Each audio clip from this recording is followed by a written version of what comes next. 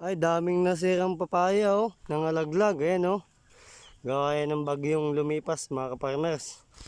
At ipapakita ko pa sa inyo mga kaparmers yung mga natumbang puno ng papaya. Napakadami mga kaparmers, ayan oh. Ayan, talagang nawasak talaga yung papayahan dito. Ayan, ngayon lang ko lang nakita to. At talagang wasak na wasak talaga yung papaya. Ayan.